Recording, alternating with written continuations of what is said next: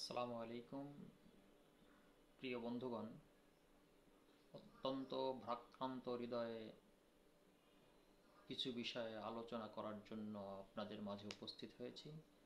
ওই বিষয়ে ওই একটাই, তবলিগ জামাত।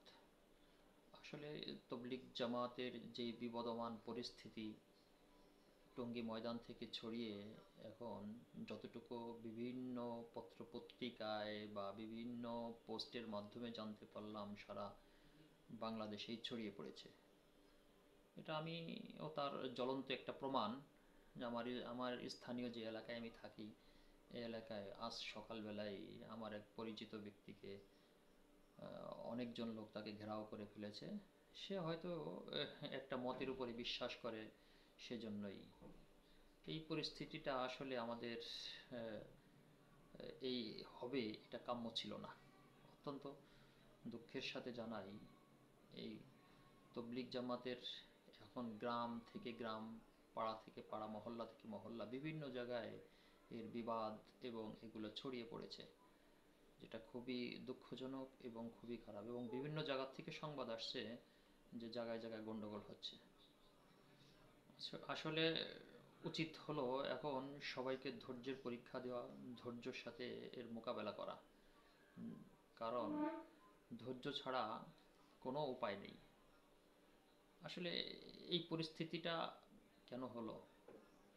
প্রত্যেকেই প্রত্যেকের জায়গা থেকে মনে করে আমিই সঠিক, অন্যরা সঠিক নয়। কুল্লু হিজবুম বিমা আলাদাইহি ফারিহুন।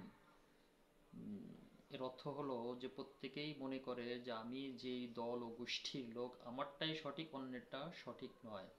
আসলে এই মন মানসিকতা থেকে সবাইকে বের হয়ে আসার উদাত্ত আহ্বান জানাচ্ছি, এবং আসা দরকারও।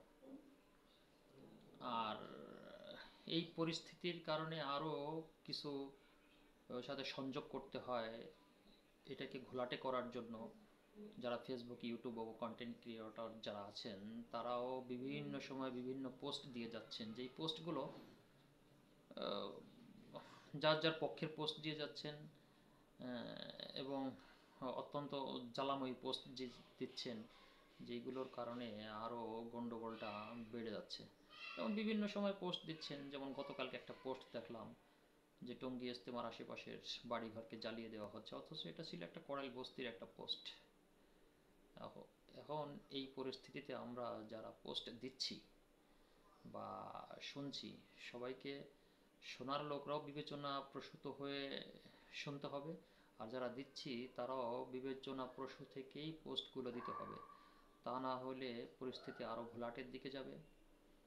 আসলে তবলিগ জামাতের এই উদ্ভূত পরিস্থিতি সবাইকে আসলে কী কেন যেন হিংস্র করে তুলছে, খারাপের দিকে খারাপ যাচ্ছে। সবাইকে সহনশীল হতে হবে, একে অপরের প্রতি সহনশীলতা দেখাতে হবে, এটাই আসলে সকলের কাম্য। তা না হলে এই পরিস্থিতি সামাল দেওয়া মোটেও মানে সম্ভব নয়। আমি যতটুকু নিজে মনে করি যে তবলিগ জামাতের উভয় দলটাই আসলে সত্য এবং হকের উপরে আছে। হয়তোবা কিছু কিছু মতপার্থক্যের কারণে, নেতৃত্বের কারণে, যে কোনো কারণেই হোক, মানুষের মধ্যে বা সকলের মধ্যে এটা মানে বিরাজমান পরিস্থিতির কারণে বিভিন্নভাবে গণ্ডগোলটা ছড়িয়ে পড়েছে, যেটা কাম্য ছিল না।